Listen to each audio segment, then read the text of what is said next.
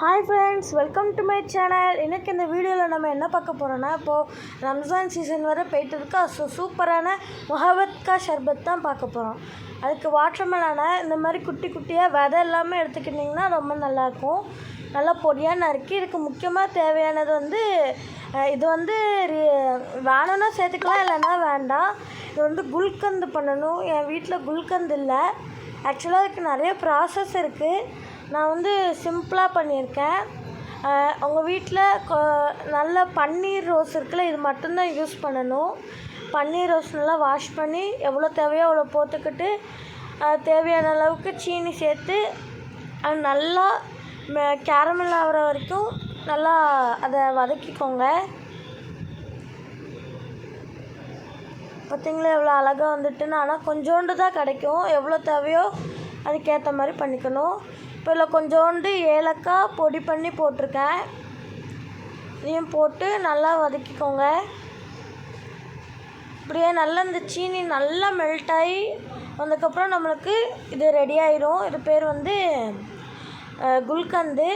இப்போது 2 கப் பால், 2 டம்ளர் பாலுக்கு 1 குழிக்கரண்டி சீனி, 1.5 குழிக்கரண்டி இந்த ரோஸ் சிரப். இதான் முக்கியமானது இந்த முஹப்பத் கா ஷர்பத் செய்கிறதுக்கு. இதை ஊற்றிட்டு அதுக்கப்புறம் அதில் இந்த குல்கந்து நான் சிம்பிளாக பண்ணனால அது கட்டி ஆகிட்டு அதை நல்லா நொறுக்கி சேர்த்துக்கிறேன். நீங்கள் கடையில் கூட குல்கந்து வாங்கிக்கோங்க. இது வேணும்னா ஆட் பண்ணிக்கலாம், இல்லைன்னா வேண்டாம். குல்கந்து போட்டுட்டு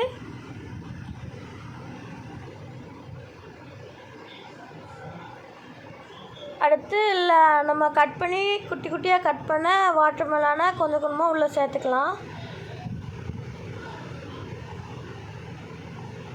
ஸோ இப்போ பார்த்திங்கன்னா ரம்ஜான் சீசன் போயிட்டுருக்கு. முஸ்லீம் ஃப்ரெண்ட்ஸ் எல்லாருமே நீங்கள் நோன்பு வைப்பீங்க.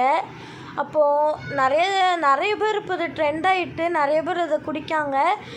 யாருக்காவது தெரியலனா நீங்கள் முஸ்லீம்ஸ் நோன்பு வச்சிங்கன்னா இதை காலையில் ட்ரை பண்ணி பாருங்கள். பயங்கர ரெஃப்ரெஷ்மெண்ட்டாக இருக்கும்.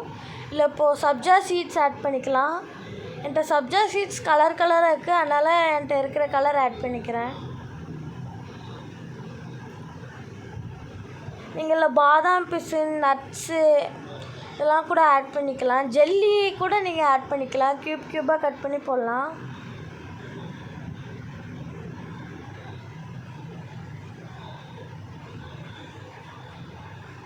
இப்போ நல்லா மிக்ஸ் பண்ணிக்கோங்க.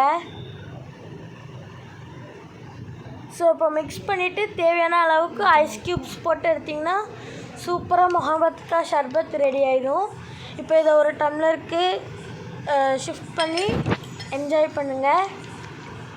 பாருங்கள் எவ்வளோ அழகாக இருக்குன்னு, பிங்க் கலரில். டேஸ்ட்டும் அதே மாதிரி செம்மையாக இருந்துச்சுங்க. மறக்காமல் நீங்கள் இதை ட்ரை பண்ணி பாருங்கள். உங்கள் வீட்டில் முஸ்லீம் ஃப்ரெண்ட்ஸ் யாராவது இருந்தீங்கன்னா நோன்பு வைக்கும்போது காலையில் இதை குடிச்சு பாருங்கள். செம்ம ரெஃப்ரெஷ்மெண்ட்டாகவும் இருக்கும், டேஸ்ட்டாகவும் இருக்கும். இந்த மாதிரி நிறைய குக்கிங் வீடியோ உங்களுக்கு வேணும்னா மறக்காமல் கமெண்ட் பண்ணுங்கள்.